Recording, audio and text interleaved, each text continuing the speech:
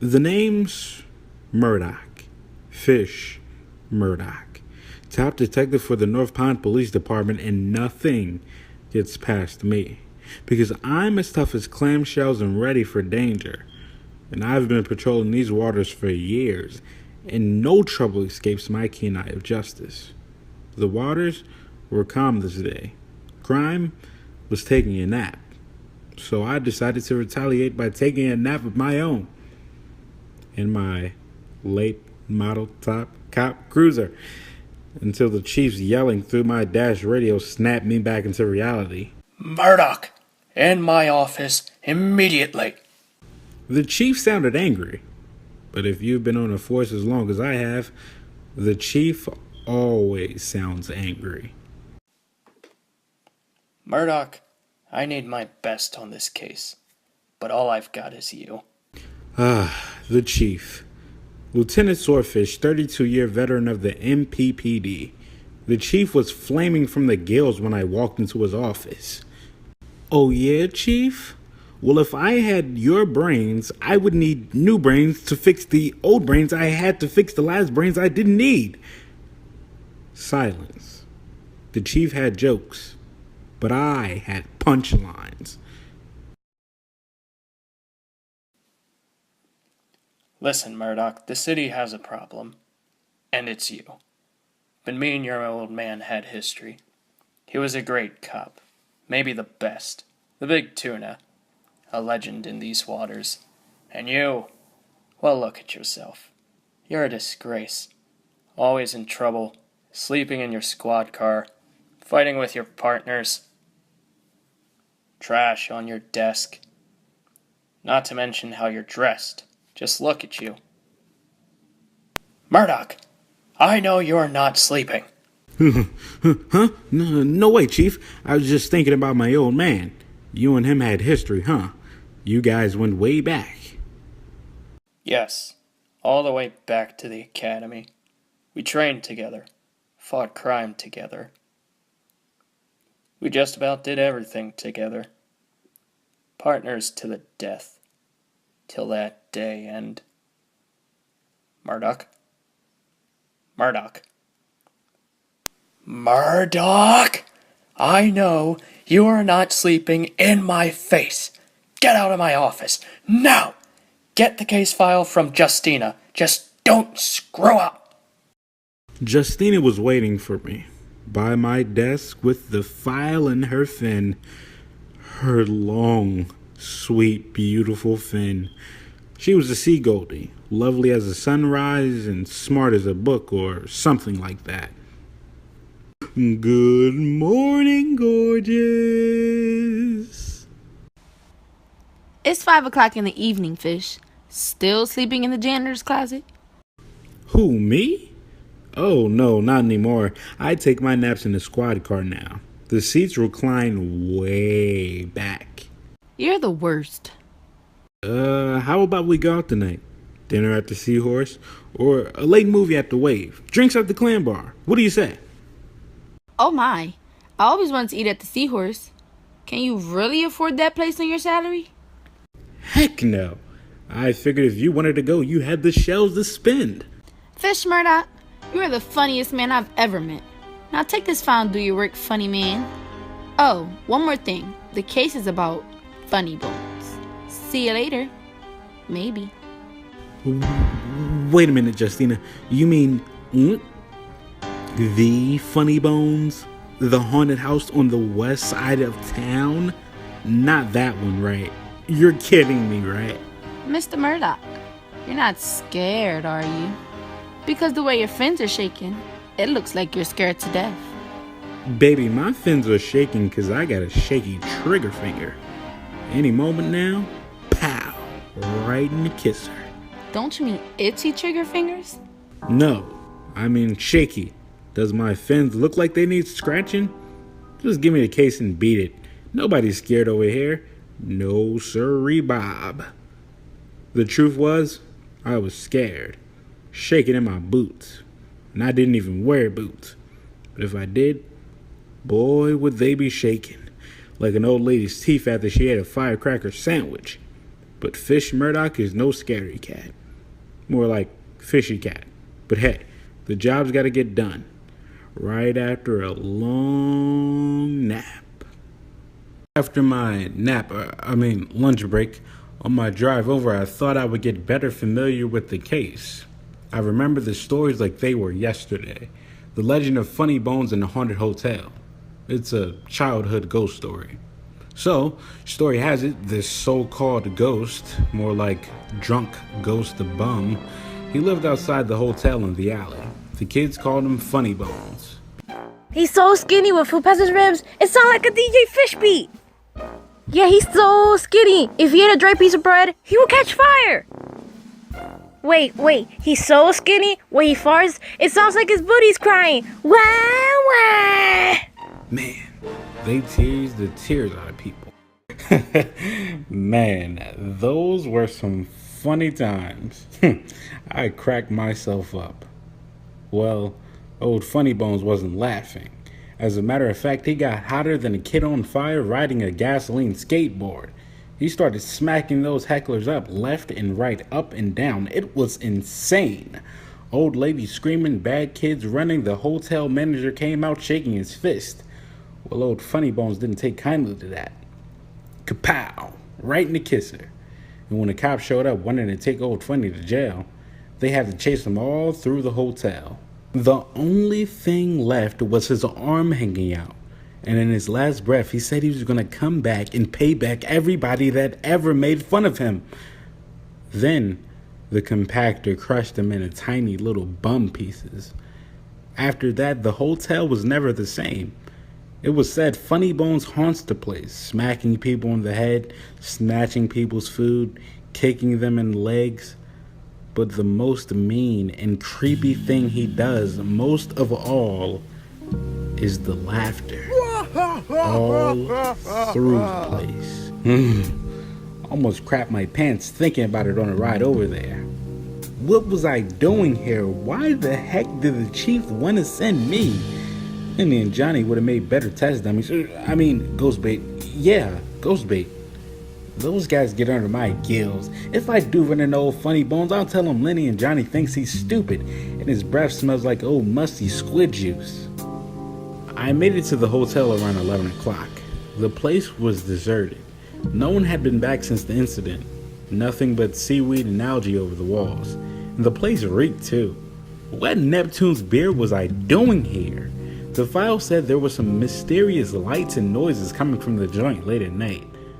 Oh, send Murdock, the mysterious finder-outer, to the creepiest place in the North Pond. That makes loads of sense. Slowly but surely, I made my way through the abandoned hotel. The creaky floorboards under my feet didn't help the clams either. What the heck did I just step in? Is that sea poop? Ew, I just brought these shoes. Just then, a loud noise came from behind me. Bang!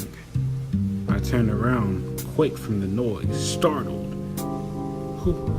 Who's there? I said with a quiver in my voice. The flashlight in my hand was shaking. Come on, Murdock, it's just the wind. This is older than my great-grandmother's crusty old toenails. What am I scared of? I steadied my nerves and started to move on. Blam, blam, blam! The noises seemed like it was all around me now. Who's there? Who wants to know? I nearly crapped my pants when I heard that. I pulled out my trusty sidearm and then pointed it in all directions. Fish Murdock, that's who. Now come up with your creepy ghost hands up. No! You are gonna die here, Fish Murdock! The hell I am! I started to hightail it out of there. My heart was racing. My feet didn't care. The chief would come out here and investigate this mess. I'm gone. I raced through the building like an octopus egg on an empty stomach. I was almost out of the building when the light out of the corner of my eye caught my attention. No time for that. I got 5 episodes of The Love Machine and watching a fresh pack of bacon tails at the apartment. Who cares about the cranky, mean old stupid ghost and his problems? Not me. No way. No how. I kept running all the way to the squad car. A sigh of relief came over me. That was a close one. He'll never get his nasty ghost drippings on me. But just as I was about to start the car up, the torn picture I keep of my old man fell out of the visor overhead.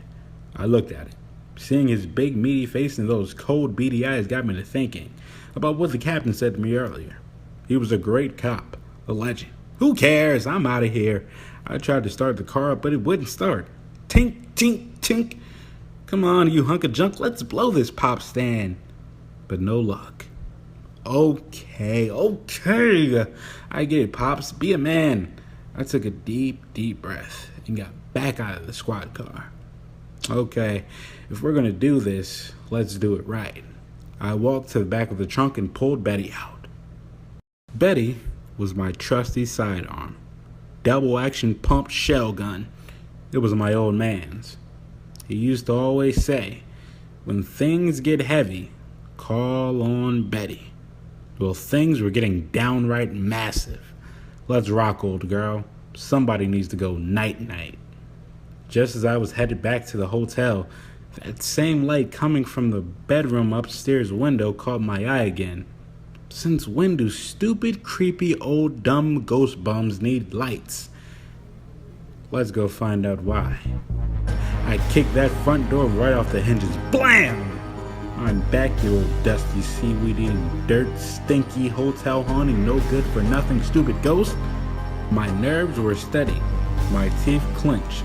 I gripped Betty tight in my fins, ready to put a hole the size of a bathtub into something. Come out, wherever you are, you don't scare me. Leave now or die later! Oh, snap. Betty tightened up my hands and I could feel the sweat dripping down the back of my neck. Not me. You old fart. Come out and let me tickle your rib cage. I was getting angry now. This stupid, dumb, funky old ghost crapped me out, and this ghost was getting on my last nerve. Show yourself, now! Boom! I fired a blast off in Betty. The shot went straight into the ceiling, and parts of the raggedy roof came tumbling down. No! Boom! Boom! I sent 2 shots into the walls. Stop it! Boom! Boom! Boom! Betty was smoking hot.